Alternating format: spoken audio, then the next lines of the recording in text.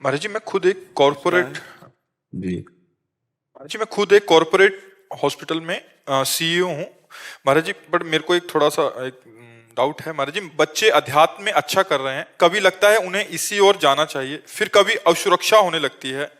बेटी अध्यात्म गायन करती है पर आगे नहीं बढ़ पाती, पूरा परिवार कोई आगे का आध्यात्मिक रास्ता नहीं खोज पा रहा। अध्यात्म को, कॉर्पोरेट लाइफ को और बच्चों का भविष्य कैसे सुनिश्चित करें?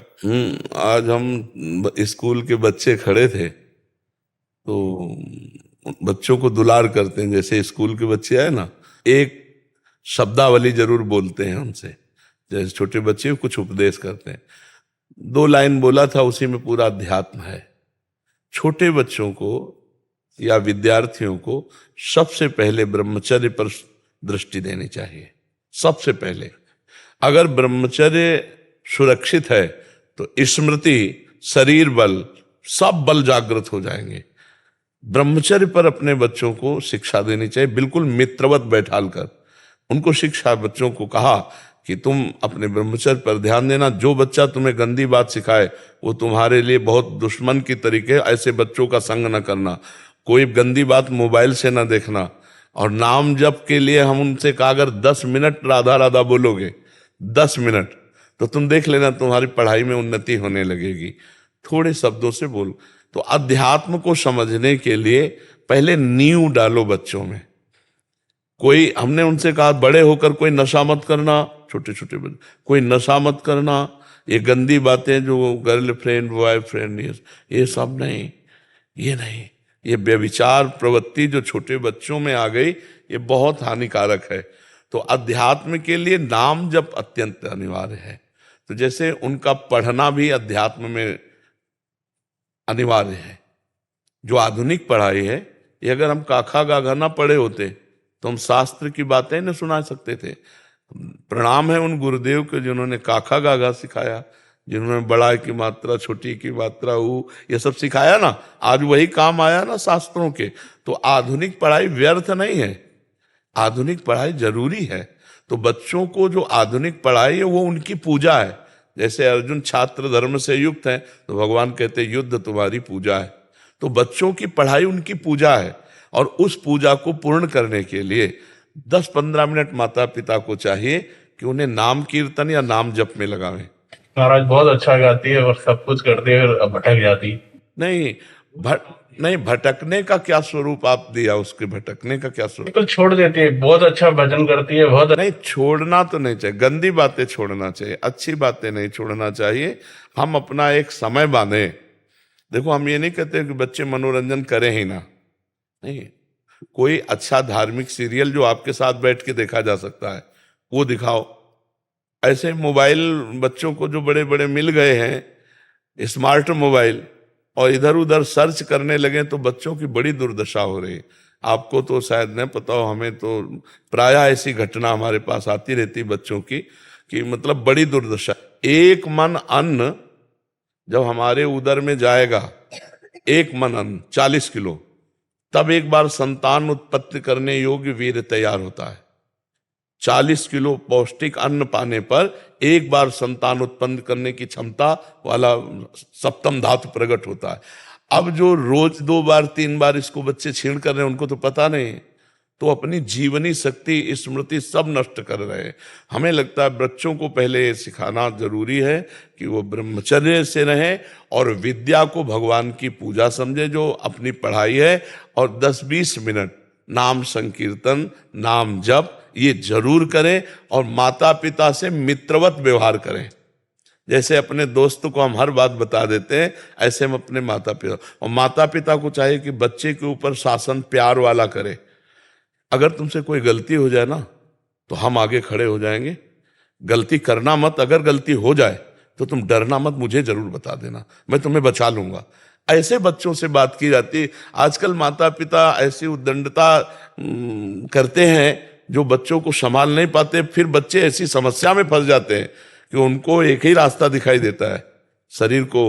तो इसलिए बहुत संभाल के, ये हमारे देश के भविष्य हैं, जो बच्चे बच्चियां हैं ये देश के भविष्य हैं। इनको सुंदर पढ़ाओ, ये पूजा है आपकी, इनको पढ़ाओ। अच्छा, वृक्ष को जैसे हम सेट करते हैं वैसे ही उसका स्वरूप आ जाता है। बांध करके उसको ऐसे ऐसे इनको हमारे दृष्टि में होना चाहिए।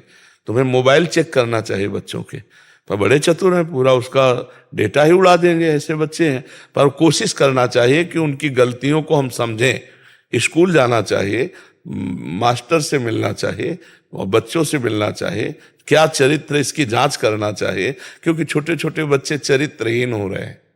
अगर चरित्रहीन हो गए तो फिर आगे क्या उन्नति करेंगे। तो इसलिए हमारी सबसे प्रार्थना है बच्चों से भी कि आप अच्छे चरित्र वाले बने, और माता पिता को प्रार्थना है कि बच्चों से मित्रवत व्यवहार किया जाए। समय का होता है ना, अब बच्चे इतने प्रवीण नहीं कि आपकी डांट को वो प्यार समझें, तो अब वो काट थोड़ी डालेंगे, वो तो उनका एक प्यार है जो एक शासन कर रहा है। लेकिन बच्चे इस बात से भयभीत हो जाते हैं, अगर पापा ये बात जान गए, मम्मी ये बात जान गई, अब वो अंदर ही अंदर घुटता रहता है और उसको कई तरह से टॉर्चर होता है दिमाग का बच्चों के साथ। तो हमें लगता है कि ये बच्चों को उन्नतिशील बनाने के लिए परिवार में कोई उनका शोषण न करे, ये भी बात ध्यान रखनी है। परिवार के जन, रिश्तेदार के जन ये शोषण न कर पाए, क्योंकि हमारे पास कई ऐसी शिकायतें आती हैं कि बच्चियों का परिवार में ही शोषण होता है, मामा भांजे, रिश्ते नाते, और यहाँ तक कि कहने में शर्म लगती पिता के द्वारा भी ऐसा, मतलब हमारे सामने। तो ऐसी रक्षा की जाए, हमारे भारत के भविष्य है। तो इसलिए अपने बच्चों का जीवन पवित्र रखो और नजर रखो, कोई रिश्तेदार नातेदार, ये अबोध बच्चे हैं, इन पर कहीं गलत हरकत ना कर। हमें लगता है कि हफ्ते में 1-2 बार तो बच्चों के साथ बैठना चाहिए, एकांत में खवा पिया के हंसी खेल करते हुए आज हम लोग बातें करते हैं। फिर उसको कहीं तुम्हें कोई मित्र ऐसा, कहीं कोई रिश्तेदार नातेदार कोई ऐसा, बिल्कुल खुल के बोलो, हम तुम्हारे दोस्त की तरह। ऐसे बच्चों को प्रेम देना चाहिए। अगर वो फेल हो जाते हैं तो हम मित्रवत व्यवहार उस समय करें, कोई बात नहीं, हम फिर मेहनत करके पैसा लगाएंगे, आप पढ़ने में ध्यान दीजिए। इस बार कमजोर पढ़ाई की, हमें लगता है इसलिए फेल हो गए, आप प्रयास कीजिए।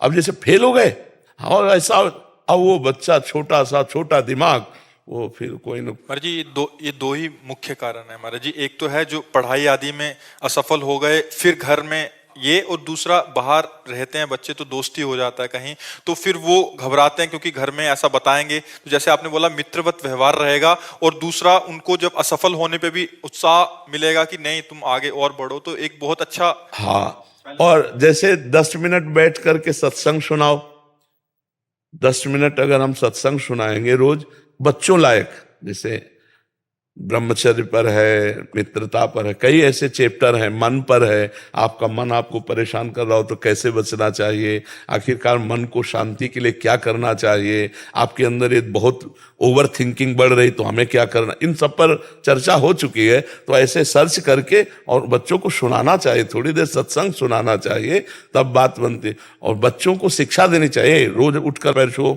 मम्मी के पैर छुओ, ऐसे कहना चाहिए, बच्चों को लगाना चाहिए। हम लोगों को सिखाया गया था, इस सुबह उठो, पहले हाथ के कराग्रे वस्ते लक्ष्मी कर बदे, पृथ्वी माता के पैर छू, फिर उठकर पिताजी माताजी सब बड़े जनों के पैर छू। ऐसा भगवान भी करते थे। प्रातः काल उठ के रघुनाथा मात पिता गुरु नावयम। कौन सा बच्चा करता है, बिरला ही कोई कर। आप अपने मम्मी पापा के पैर छूते हो? सच्ची बताना रोज। आज क्या जन्मदिन है प्रभु जी, अच्छा। आज भी पैर नहीं छुए सुबह। तो आप ऐसे ऐसे आपने ऐसे ऐसे कह, झूठ ना मत बोलो। अगर आप कह देते कि मैं नहीं छूता तो मैं प्रसन्न हो जाता, आपने झूठ बोला, ये गलत संस्कार हैं आपके। आप अच्छे बच्चे बनो। बहुत डांट तो लगेगी, डांट से नहीं डरना, लेकिन झूठ से तुम्हारे ऊपर विश्वास खत्म हो जाएगा। नहीं, अब हम आपसे पूछेंगे, आप ऐसा, आप जो बोलेंगे तो मुझे डाउट होगा, पता नहीं झूठ बोल रहा हो। झूठ नहीं बोलना चाहिए जी। आज तक गलती हुई, आज से मैं रोज अपने मम्मी पापा के पैर छूंगा, ऐसा बोलो। रोज अपने मम्मी पापा के पैर छूंगा। हाँ, बहुत सुंदर, इससे बहुत अच्छे आशीर्वाद मिलते हैं मम्मी पापा के।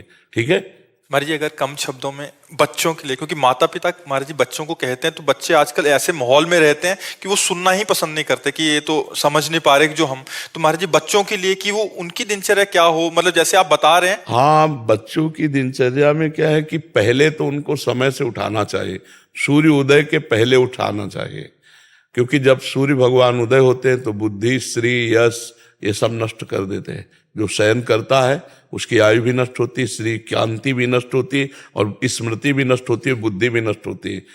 सुबह जब उठ करके सूर्य भगवान को नमस्कार किया जाता है और गायत्री मंत्र उच्चारण किया जाता है तो उसमें यही है कि मेरी बुद्धि को सत्य की तरफ प्रचोदयात, प्रेरित करो।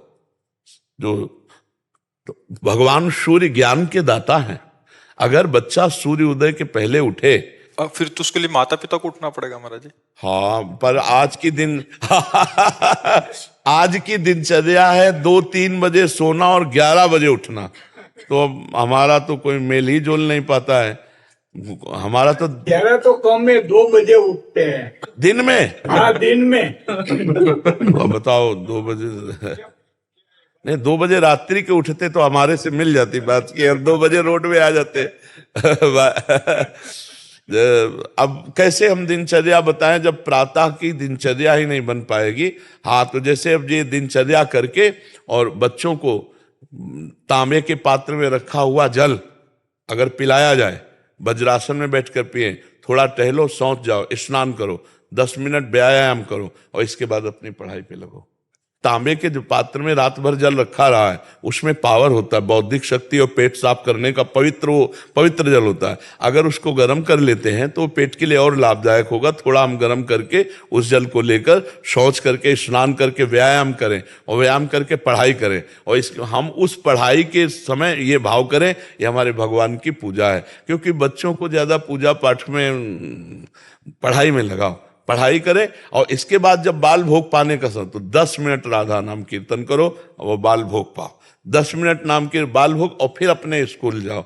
मोबाइल आदि दे तो उनकी सावधानी रखे, और शाम के शयन करते समय बच्चे को चाहिए 10 मिनट भगवान नाम स्मरण करते हुए ये देखे कि हमसे आज कौन सी गलती हुई, और वो उस गलती को बार बार सोचे कि आगे से गलती नहीं होगी। अगर वो नहीं समझ में आ रहा तो अपनी गलती माता पिता से बतावे, तो माता पिता उसको समझावे। पर बात यहाँ यही फंसती है कि माता पिता नहीं सुधार पे चल रहे, नहीं भजन कर रहे, ना अध्यात्म को समझ रहे, ना दिनचर्या। अब जैसे बच्चा है और वो गर्भ में है और फिर सहवास करते हैं, फिर मैथुन करते हैं, तो उस बच्चे के ऊपर ऐसे काम के संस्कार जागृत होंगे कि वो जन्मई से कामांध होगा, आप ये समझ लो। और उसके ऊपर बहुत खूब प्रभाव पड़ता है। जिस दिन से गर्भ हो जाए उस दिन से माता पिता को ब्रह्मचर्य रहना।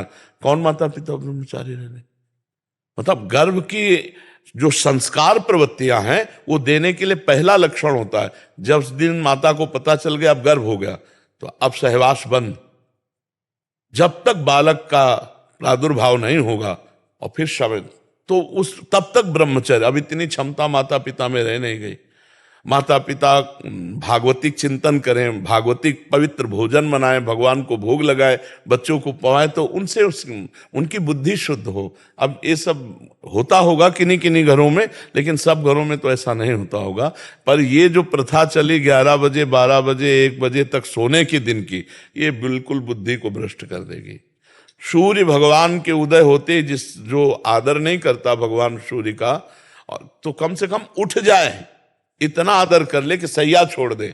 मान लो ना अर्घ दे ना संध्या करे, उसकी बुद्धि नहीं काम कर रही, पर इतना तो कर दे। अब बताओ जब आप कहते हो कि 2-2 बजे दिन तक लोग सोते हैं। हाँ, एक यहाँ भगत जी आए थे, उन्होंने कहा 11 बजे के पहले तो मिल ही नहीं सकते, क्योंकि 11 बजे तो हम सो के उठते हैं, और यहाँ 11 बजे हमारी सारी दिनचर्या समाप्त हो जाती है 12 बजे रात्र से। और सबसे बड़ी बच्चों के लिए दिनचर्या ये है कि वो कभी भी गंदे बच्चों का संग ना करें, मोबाइल से गंदी बातें ना देखें, गंदी कोई क्रिया ना करें, तो लड़कते पड़कते वो भगवान की तरफ, अध्यात्म की तरफ चल सकते हैं। लेकिन गंदे आचरण करेंगे फिर। विमल कौशिक जी, दिल्ली। राधे राधे महाराज जी। राधे राधे महाराज जी। महाराज जी, आजकल के माहौल में काम करने की वजह से आहार, जहाँ काम करते हैं, जहाँ ऑफिस, ये बड़ी समस्या है। आहार, आचार विचार हमारे थोड़े खराब हो जाते हैं। ये बहुत समस्या है, सबके लिए समस्या है। क्योंकि प्रायः कोई नौकरी करता है, कोई व्यापार करता है विभिन्न प्रकार से, तो देश विदेश जाना होता है, प्रदेश दूसरे प्रदेश जाना होता है, और होटलों में ही उदर पोषण करना होता है, तो बड़ी अपवित्रता का साम्राज्य होता है। वो जो सामने बन के आता है वो तो फ्रेश लगता है, लेकिन बनाने वाला और जो भीतर पदार्थ है, तो बनाने वाले का भाव और अन्न का भाव ये हमारी बुद्धि पर पड़ता है। अब रजोगुणी तमोगुणी लोग बनाने वाले, तो मतलब भोजन बनाने वाला और भोजन उसका प्रभाव मन पे पड़ता, पक्का समझो, पक्का समझो। जब युधिष्ठिर जी महाराज प्रश्न करते हैं, भगवान श्री कृष्ण प्रेरणा करते हैं और भीष्म जी उत्तर देते हैं, तब द्रौपदी जी वहीं बैठी थी और हंस के कहा कि आज बहुत ज्ञान आ रहा है आपको। लेकिन सभा में चीख चीख के पूछ रही थी, क्या ये धर्म है कि महाराज युधिष्ठिर पहले अपने को हार जाते हैं, फिर वो मेरे को हारने का अधिकार क्या रखते हैं? क्या ये धर्म है? तब उस समय आप क्यों नहीं बोले थे? तो उनका पापी दुर्योधन का अन्न पाए थे, इसलिए बोल नहीं पाए।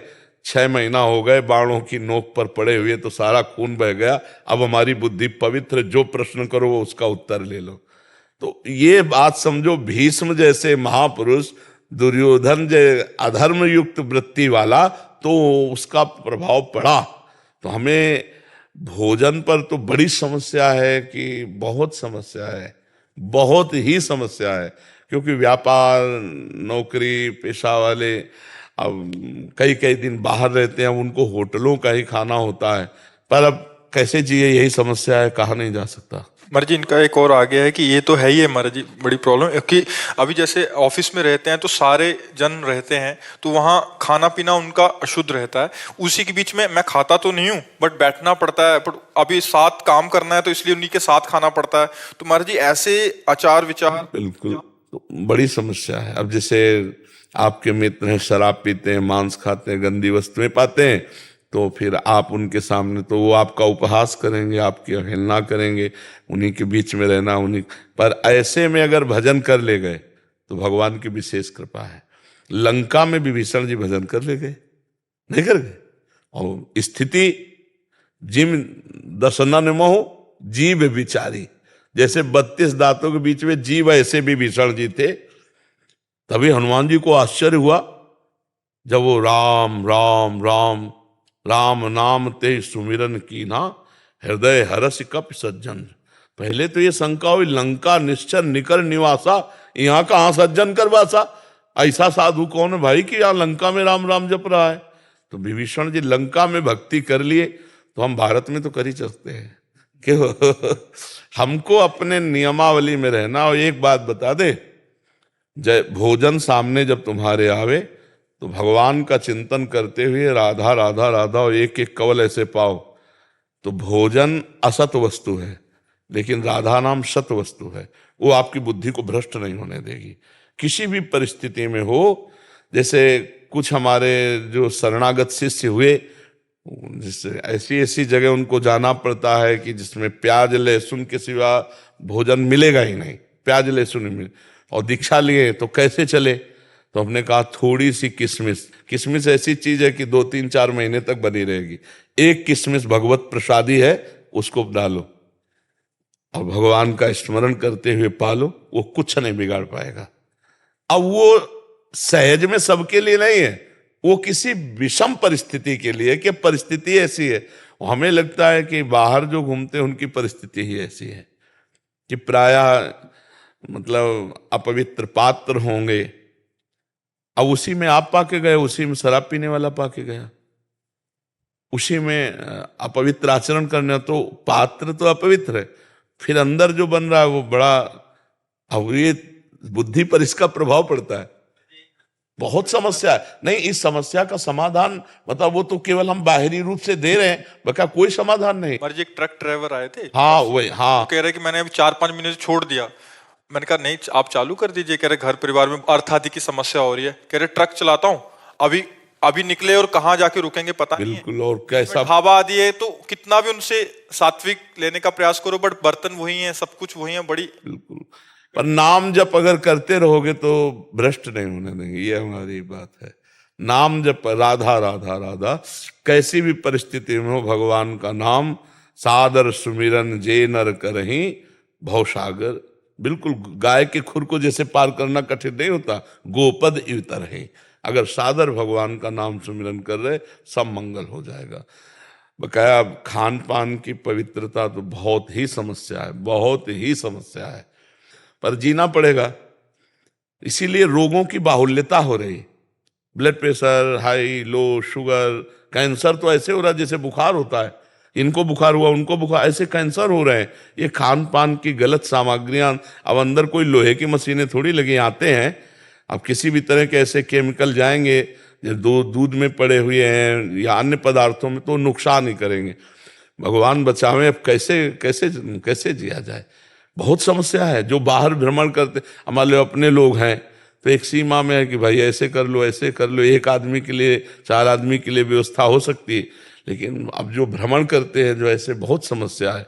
तो इसलिए अपने घर में बनाओ, आटा ले आओ और भगवान को भोग लगाओ, खाओ, तो भाई पवित्रता, नहीं तो बहुत कठिन बच्चा। अब नाम का सहारा लो, कलयुग केवल नाम आधारा। इसीलिए गोस्वामी जी ने कह दिया केवल, केवल शब्द लगा दिया कि संयम, नियम, व्रत, उपवास, ये सब कलयुग में भगवत प्राप्ति नहीं करा पाएंगे। कलयुग में भगवत प्राप्ति केवल नाम से, कलयुग केवल नाम आधारा, सुमिर सुमिर न उतर ही पारा। तो बस राधा राधा राधा बच्चा, और जो मिले उसे भगवान को अर्पित करो, भगवान का नाम जप करते हुए पाओ, बुद्धि भ्रष्ट नहीं कर पाएगा, क्योंकि नाम चल रहा है ना, नाम पहारू दिवस निसी। अगर नाम का पहरा है तो हमारी बुद्धि सुरक्षित रहेगी। ठीक है महाराज जी, कभी कभी तो जैसे आपके महापुरुषों के संग में रह रहे हैं तो अभी कली काल का ऐसा प्रभाव नहीं, बट महाराज जी बहुत भयावा लगता है कभी कभी कि बाहर, अरे और आगे, अभी तो आप गुरुजन विराजमान है महाराज जी, आगे चल के महाराज जी कैसे कैसे नहीं है तो भयावह स्थिति, क्योंकि देखो दूसरों का हित चाहने वाले बहुत कम दिखाई देता है वो, कि हम परोपकार की भावना से, लेकिन उसमें नाम और रुपया और पैसा, तो इससे जगत कल्याण फिर नहीं होता है। अब जैसे श्री स्वामी राम सुखदास जी महाराज थे, निष्काम संत, कभी अपने लिए कुछ, अब गए तो मानो भारत का भाग्य लुट गया। ऐसे संत जो देश मंगल के लिए, जगत मंगल के लिए बहुत कम, मतलब बहुत कम, वो बहुत विचित्र है, मतलब बहुत विचित्र सम। अब ये है कि कलिकाल बढ़ेगा इसी से, जब परमार्थिक संत अंतर ध्यान हो जाएंगे। अभी तो अंगुलियों में गिन सकते हैं, ये तो नहीं कह सकते कि बहुत है, अंगुलियों में गिन सकते हैं निष्काम संत, जिनका उद्देश्य है भगवान की आज्ञा से भगवान का जस गाना, भगवान के लिए गाना, भगवत स्वरूप जगत का मंगल। सर्वे भवन्तु सुखिना सर्वे संत निरामया, ये बिरले ही हृदय से, बाहर तो, लेकिन अंदर की लालसा क्या है, उसी से जगत मंगल होता है। तो सुबह से लेकर के 11-12 बजे तक भजनानंदी संत भजन करते थे, सुबह 3 बजे 2 बजे बैठ गए, और उस भजन का जगत मंगल के लिए प्रयोग करते थे। अब हर समय कान में मोबाइल है, अंतर्मुख कब होने गए? सोचो, वो कुन करता रहता है, थोड़ी देर में अंतर्मुख कब होंगे? 8 घंटे 10 घंटे लगातार मंत्राकार वृत्ति, तब कहीं भगवदानंद की स्फूर्ति होती थी। अब ऐसे ऐसे प्रपंच फैल रहे हैं कि केवल एक तरह से समझ लो नाटक जैसा हो रहा है। असलियत में वो जो बात है ना, वो बहुत मुश्किल की बात रह गई। जो भगवान की प्राप्ति कराने वाला मार्ग है वो गुप्त होता जा रहा है, निष्काम। और अगर हम सेवाएं हैं, जैसे मान लो संत सेवा, भगवंत सेवा, गुरु सेवा, तो भगवान अपने आप व्यवस्था करते हैं, भगवान व्यवस्था करते हैं। अन मांगे आगे आवे को जीव पल्ला। अब ये बात समझ में नहीं आती, उनके भरोसे होके देखो, भगवान के लिए करके। तो अब जगदीश्वर का भरोसा कम रह गया, रुपया का भरोसा ज्यादा रह गया, बैंक बैलेंस का भरोसा नहीं। वो तो रुपया का जहां महत्व है वो अध्यात्म नहीं हो सकता, ये भी पक्की बात समझो। जहां अध्यात्म का महत्व है, रुपये का महत्व नहीं होगा। 3 चीजें अध्यात्म में रद्दी कर दी जाती हैं, कंचन, कामिनी और कीर्ति, यह अध्यात्म है। और आज प्राण दिए हम इसी के लिए, और इन्हीं का अध्यात्म भंजन करता है, खंडन करता है। पुत्रैषणा, वित्तैषणा, लोकैषणा, इसको जो मिटा दे वो अध्यात्मवान, वही भगवान को बड़ा, मतलब जो सही मार्ग है ना वो छुपता चला जा रहा है। शास्त्रों की व्याख्या हम अपने अनुकूल करने लगे हैं, धर्म के अनुकूल नहीं, अपने अनुकूल करने लगे, बड़ा मतलब।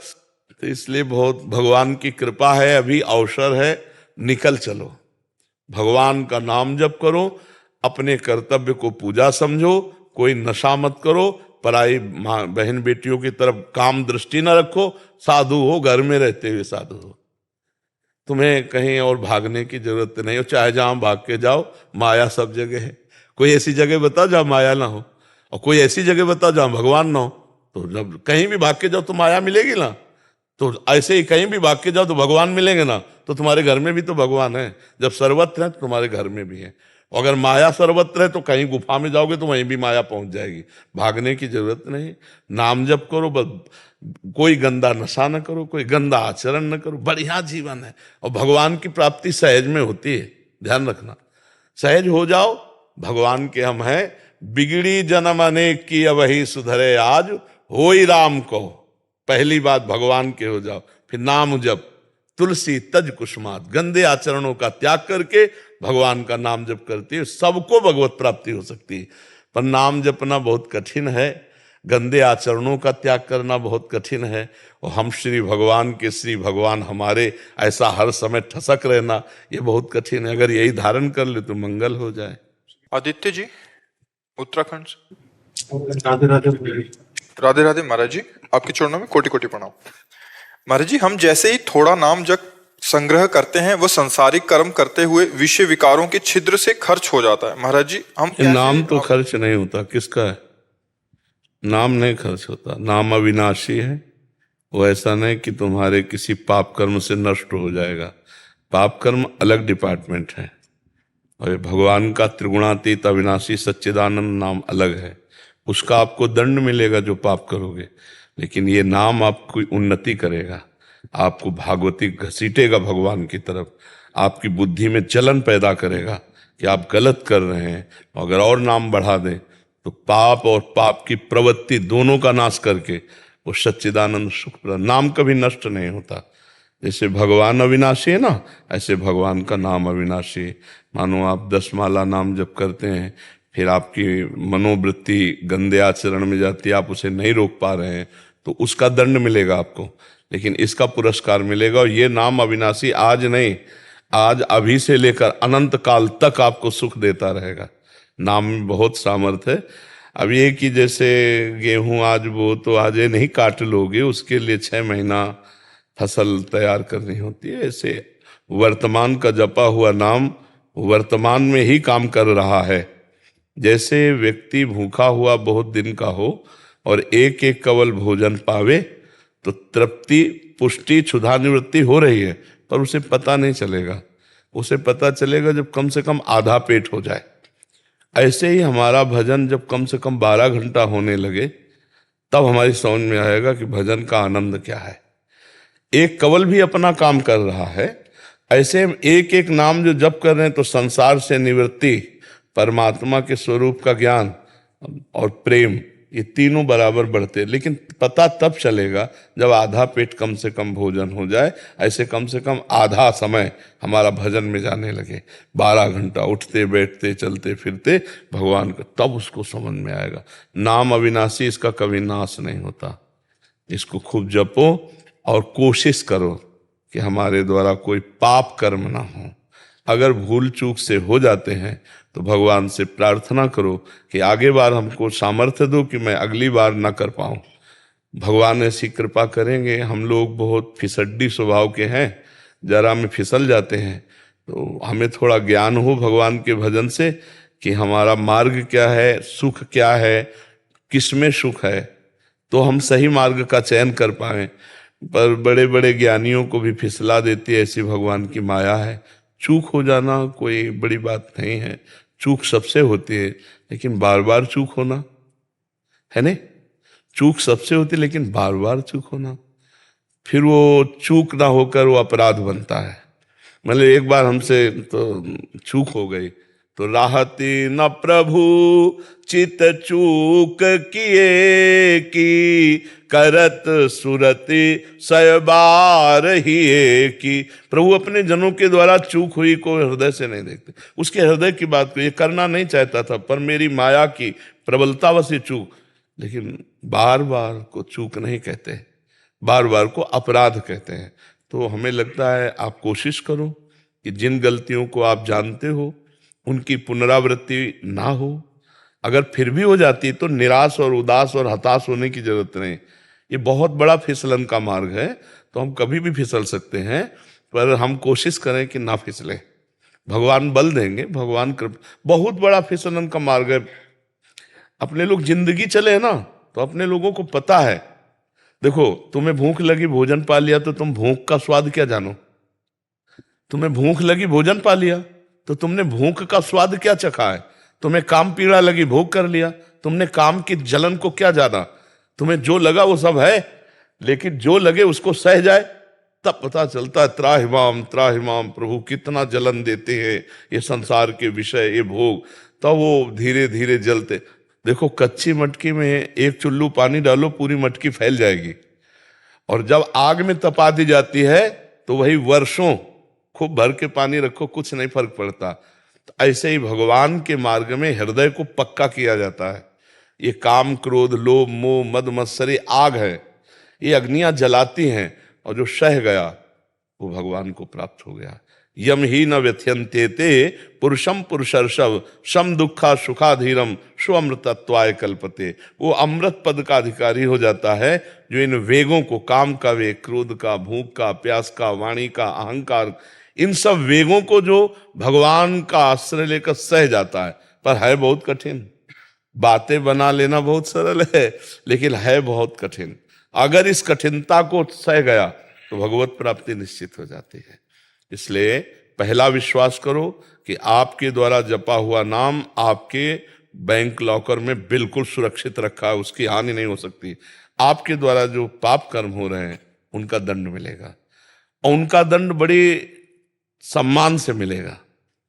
देखो, बड़े आदमी का अगर कोई सबसे बड़ा पदाधिकारी हो और उसके परिवार के सदस्य से गलती हो जाए तो बहुत कुछ उसे सुविधाएं मिलती हैं। ऐसे हम सबसे बड़े प्रभु के हैं। अब अगर हमें गलती भी होगी ना तो हमें बड़ी सुविधाएं मिलेगी। जैसे काशी में एक प्रिया प्रीतम के उपासक रहते थे, वृंदावन के प्रिया प्रीतम। वो कभी विश्वनाथ जी के दर्शन करने नहीं जाते थे। प्रिया प्रीतम के आठों पैर सेवा में लगे रहते थे, तो कहीं जाने की जरूरत भी नहीं। तो विश्वनाथ जी के एक बड़े ज्योतिषाचार्य जो प्रथम पार्षद थे, उनको बड़ी जलन हुई। उनका बड़ा नाम यश था प्रिया प्रीतम की जो उपासना, कि ये इतने बड़े भक्त होकर के वैष्णवा नाम यथा शंभु, भगवान शंकर के दर्शन विश्वनाथ जी की नगरी में रह के करने नहीं आते। तो उन्होंने विचार में लिखा था, कल म्लेच्छ सेना आएगी और उनका सर्व विनाश कर देगी। तो उन्होंने कहा हाँ, ये फल तो होना ही चाहिए, जो विश्वनाथ जी से विमुख है। और वो 12 बजे म्लेच्छ सेना आएगी, तो 12:30 बजे पहुंचे कि देखें अब तो सब विध्वंस हो गया होगा। तो जो वैष्णव थे वो स्नान कर रहे थे, वहां कुछ विध्वंस नहीं हुआ। तो उनका, मेरी ज्योतिष भगवान शिव के द्वारा दी हुई है, ये कभी व्यर्थ हो नहीं सकती। तो जब वो नहा के आए स्नान करके, तो उनका वैष्णव से कहा कि महाराज आपका तो इस समय हमारी ज्योतिष कह रही म्लेच्छ सेना आना चाहिए और वो विध्वंस करना चाहिए। तो उनका आई थी और विध्वंस कर गई। तो बोले क्या विध्वंस, यहाँ तो सब ऐसा है। बोले नहीं, जब भोग लगा रहे थे ठाकुर जी का तो हम ऐसे हुए, तो हमारे ध्यान में तंद्रा सा आ गई, और तंद्रा में देखा म्लेच्छ सेना आई और सब विध्वंस कर गई। तभी तो नहा के आए कि चलो ऐसे ही सही, पर म्लेच्छ छू गया तो इसलिए ना, प्रगट में कुछ नहीं हुआ। इतना बुरा प्रारब्ध उनके तंद्रा में स्वप्न जैसा बन के निकल गया। ये बुरे से बुरा प्रारब्ध भी भक्त का ऐसे निकल जाता है जो नाम जापक है। बहुत बुरा प्रारब्ध, जैसे बहुत बुरा प्रारब्ध है इस शरीर का, लेकिन भगवान हमारी दिनचर्या चला रहे हैं। 12 बजे रात्रि से दिनचर्या, प्रारब्ध है, पर कितना सुंदर भगवान कटवा रहे। नहीं, यही अस्पताल में पड़े काट सकते हैं। भगवान हमारे से कथा चर्चा प्रश्न उत्तर भजन साधन जो हमारी दिनचर्या है वो करा रहे हैं। अब ये बुरा प्रारब्ध किसी जन्म का भयंकर पाप आकर के टूट पड़ा और भगवान के भजन ने संभाल लिया। भगवान की शरण में है तो देखो आपके सामने बैठे हैं, प्रश्न उत्तर कर रहे हैं, भगवत चर्चा कर रहे हैं, आरती सेवा पूजा पाठ सब चल रहा है। अगर हम भगवान की शरण में ना होते तो दुर्गति हो जाती। तो देखो ये हम इसलिए उदाहरण दे रहे हैं कि भजन अपना प्रभाव दिखा के रहता है। अगर भजन भगवान का जीवन में ना किए होते तो बहुत दुर्गति होती है। लेकिन इसके सोचने का समय नहीं, हर समय एक नया आनंद, एक नया उत्साह, एक नई प्रफुल्लता भगवान देते रहते। ये भगवान की शरण की बात। और ये शरीर तो जाएगा ही जाएगा, आज नहीं तो कल जाएगा, पर जहां जाना है वहां पास हो गया है, अब कोई चिंता नहीं है। भजन कभी निष्फल नहीं होता, भजन कभी नष्ट नहीं होता, और भजन करने वाले के जीवन में कभी धोखा नहीं होता। संसार धोखा दे सकता है, भगवान का नाम नहीं। इस भजन सारथी सुजाना, भगवान का नाम वो सारथी है कि आपको ऐसे मार्ग में ले जाएगा जहां परमानंद परम सुख मिले, इस लोक में भी और परलोक में भी। पक्का मानो। भगवान की कृपा का हम तुम्हें कैसे बताएं, ये सब रूपों में भगवान है, सब रूपों में भगवान हमें प्यार दे रहे हैं। जपते रहो, परिणाम में देख लेना। वो मंगल होगा कि जैसे तुम हम कह रहे ना ऐसे तुम कहोगे। अगर हमको अनुभव ना होता, हमको ये सब, ये तो बाहरी बातें तुम्हें बता रहे हैं, अंदर की बात तो बता ही नहीं सकते, वाणी की सामर्थ्य नहीं है। कि जो जीवन का लक्ष्य है वो भगवत प्राप्ति है, और भजन के द्वारा ही सारे सुखों का तुम संग्रह कर सकते हो। अगर भजन नहीं है और सब सुख तुम्हारे पास है तो तुम खुश नहीं रह सकते। देख लेना, तुम शीतल नहीं रह सकते, तुम्हारा हृदय ठंडा नहीं हो सकता। हर्षित होगे, शोकित होगे, कामनाओं की भीड़ लगी रहेगी। आप सब देख लो ना, हृदय क्या ऐसा कहता है, अब कछुनाथ न चाहिए मोरे। ये तभी होता है जब भजन होता है। जब भजन डट के हुआ, जहां भगवदानंद मिला तो वह हृदय से निकलने लगता है, कुछ नहीं चाहिए, कुछ नहीं चाहिए प्रभु। और जिसके हृदय में कोई चाह नहीं होती वो बादशाह का बादशाह है। चाह मिटी चिंता मिटी मनुआ बेपरवाह, जिनको कछु न चाहिए वो शाहन के साथ। इसलिए खूब नाम जप करो, पाप कर्म से जितना बन सके बचाओ, अपने को गंदा होने से बचाओ। कपड़ा धोए और फिर गंदा करें, फिर धोए फिर गंदा करें, तो इससे तो हमारा समय बर्बाद हो रहा है। जब हमको साफ करना ही है तो गंदा क्यों करें। हम थोड़ा गंदगी से बचे, गंदे आचरणों से बचे, जिससे हमारे हृदय में नाम का प्रकाश हो। शेरी जी हैदराबाद से। राधे राधे महाराज जी। महाराज जी, पूर्व जन्म के अच्छे कर्म और भगवत कृपा में क्या अंतर है? कैसे समझें कि कौन से पूर्व जन्म के अच्छे कर्म है और कौन से भगवत? हाँ, दो प्रकार के कर्म होते हैं, एक शुभ और अशुभ। शुभ को पुण्य कहते हैं, जिसका परिणाम सांसारिक सुख होता है, सांसारिक उन्नति होती है, सांसारिक लाभ होता है। जो अशुभ कर्म होता है वो विपत्ति, रोग, दंड, बाधा, चिंता, शोक इनके रूप में आता है। लेकिन जो कृपा होती है वो संत समागम, भगवान के नाम जप में रुचि, भगवान के लीला धामों में आसक्ति, भगवान की लीला चरित्र सुनने का सौभाग्य, ये कृपा से होता है। अब मोहि भाव भरोस हनुमंता, बिनु हरि कृपा मिले नहीं संता। संतों का मिलन भगवान की कृपा। अब धाम आए तो प्रथम यथामति प्रणमो श्री वृंदावन अति रम्य, श्री राधिका कृपा बिनु सबके मन न गम्य। महारानी जी की, प्रिया जी की कृपा के बिना कोई मन से भी नहीं सोच सकता कैसा होगा वृंदावन। अगर वृंदावन आए हो तो मेरी लाडली जी ने अपार कृपा की है। जिनको वृंदा विपिन है कृपा तिन्हीं की है, कृपा शब्द आता है। अब नाम जब तो हरिवंश कृपा, हरिवंश कहें, हरिवंश कहें, हरिवंश लहें। प्रभु की कृपा से ही प्रभु का नाम जप किया जा सकता है, और जो प्रभु का नाम जप करता है वो प्रभु की कृपा से प्रभु को प्राप्त करता है। तो कृपा में और शुभ कर्मों में अंतर ये है कि शुभ कर्म आपको बहुत से बहुत सांसारिक लौकिक सुख, लौकिक अनुकूलता, लौकिक स्वस्थता, लौकिक संपत्ति दिला सकते हैं, लेकिन मन की शांति नहीं। और भगवान की कृपा से साधु समागम, नाम में रुचि, धाम में प्रीति, भगवत लीला कथा श्रवण में रुचि, इससे परम शांति की प्राप्ति होती है, परम आनंद की प्राप्ति होती है। बात समझ में आया? कृपा और शुभ कर्मों में जमीन आसमान का अंतर है। किसी के इतने बड़े पुण्य नहीं है कि हम जो है मनुष्य शरीर प्राप्त करते। ये कबहू का करि करुणा नर देही और देत ईस बिनु हेतु सनेही। हमें तो कृपा ही कृपा नजर आ रही। हमारे तो पुण्य तो क्या, हमारे तो पाप प्रकट हैं, पुण्य क्या कर पाते। ये तो कृपा ही है कि जो हमें मनुष्य शरीर दिया, हमें भजन मार्ग का परिचय दिया, भजन में लगाया, धाम आदि का वास दर्शन आदि, ये सब कृपा है। सब पर कृपा बरस रही है। बस उस कृपा की अवहेलना करके जो भगवत विमुख आचरण किए जाते हैं, इसलिए कृपा का अनुभव नहीं हो रहा। नहीं, भगवान कह रहे सब पर मोर बराबर दया, बराबर दया भगवान की, सबके ऊपर बराबर कृपा है। अब हम भगवान की कृपा का आस्वादन करें। जैसे हम ऐसे करें तो कुछ नहीं पी सकते, ऐसे करें तो पान कर, तो भगवान की कृपा बरस रही, हम उसका पान करें, नाम जप करें, पापाचरण न करें, भगवान की कथा सुने, माता पिता की आराधना करें, परिवार में सुख भावना लाएं, सब में भगवत भाव करके सब कुछ। अभी कृपा, अभी आपका हृदय कहने लगेगा हमारे ऊपर बहुत कृपा है, अभी कहने लगेगा हमारे ऊपर बहुत कृपा है भगवान की। हर परिस्थिति में कृपा ही कृपा अनुभव होती भक्त को, कभी अकृपा का दर्शन नहीं होता।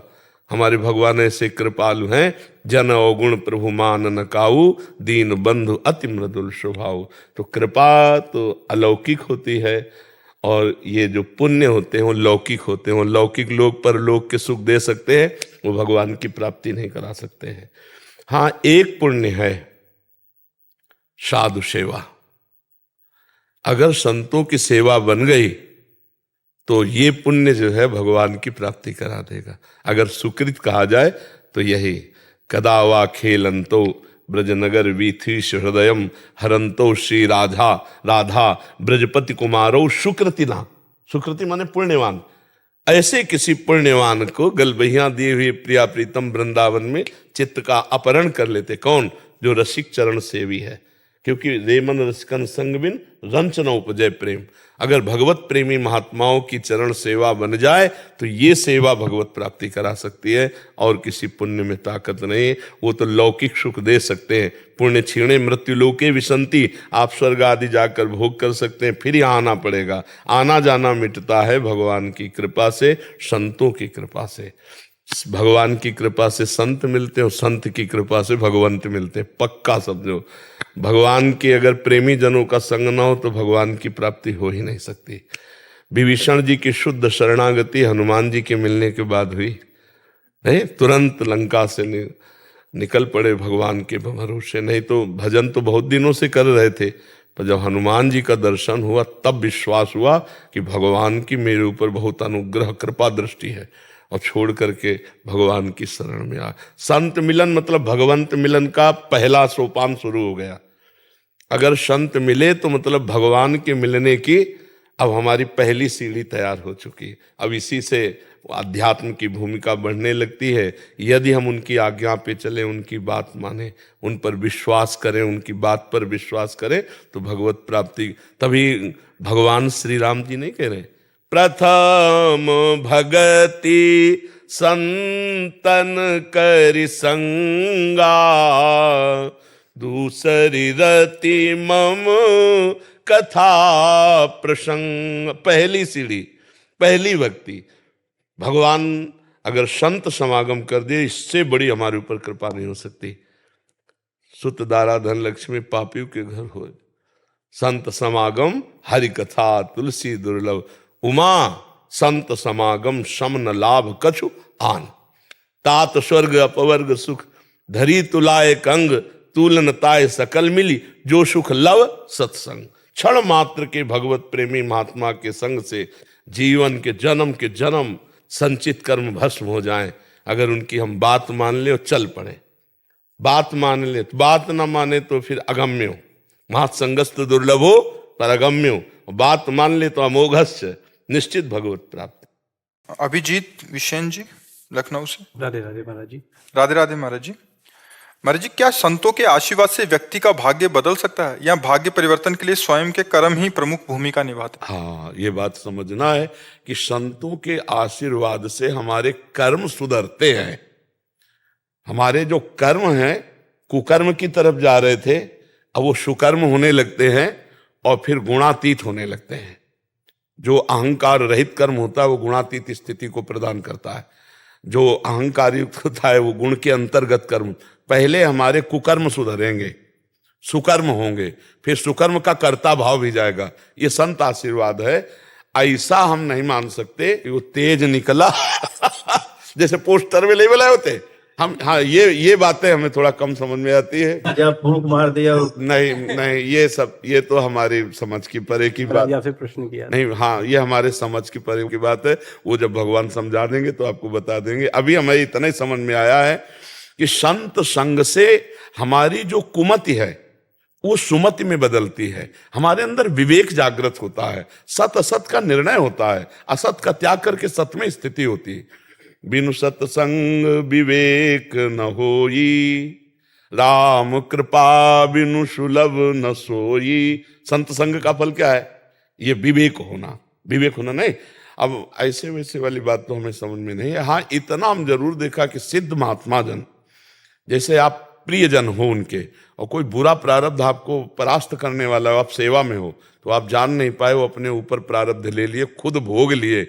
ऐसे नहीं, ऐसे आज तक अब हो तो रहा है, बहुत ऐसा नहीं हो रहा, लेकिन हमने ऐसा शास्त्रों में नहीं पाया। कहा मुनीस हिमवंत सुनु, जो कछु लिखा लीलार, देव दनुज मुनि नाग नर, को न मेटनी हार। आप जरा इस दोहा पर ध्यान दीजिए। सुनहु भरत भावी प्रबल, बिलखि कहो मुनिनाथ, हानि लाभ जीवन मरण जस अपजस विधि हाथ, को न काहू के सुख दुख कर दाता, निज कृत कर्म भोग सुनु भ्राता। अवश्य में भोक्तव्यम कृतम कर्म शुभासो।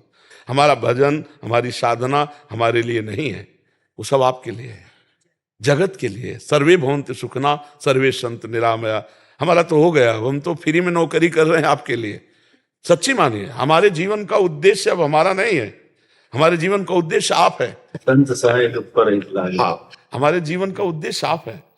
अब यह है कि इसमें जितनी बातें आप पकड़ोगे और चलोगे, जैसे आप कह रहे हैं अब मुझे मीठा लगने लगा परमार्थ, अब मुझे अच्छा लगने लगा, मैंने गंदे भोजन त्याग दिए, गंदा पेय त्याग दिया, यह है कृपा। इसे ये सभी मुझे तो नहीं समझ में आया, जादू टोना जंतर मंतर ऐसे। मन संभलेगा, राम राम में लगाओ, हरि हरि में लगाओ, कृष्ण कृष्ण में लगाओ। हम तुम्हारे मन की सब बात बता दें तो क्या हो जाएगा? तुम सच्चिदानंद में डूब जाओगे क्या? तुम परमात्मा स्वरूप में स्थित हो जाओगे क्या?